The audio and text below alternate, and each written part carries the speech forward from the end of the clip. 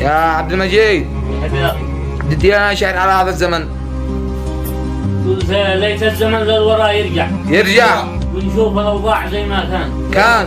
ليت الزمن للوراء يرجع ونشوف الأوضاع زي ما كان. الوقت ذا دائما يخدع والوضع كله هموم وأحزان. قلبي من الوضع يتقطع.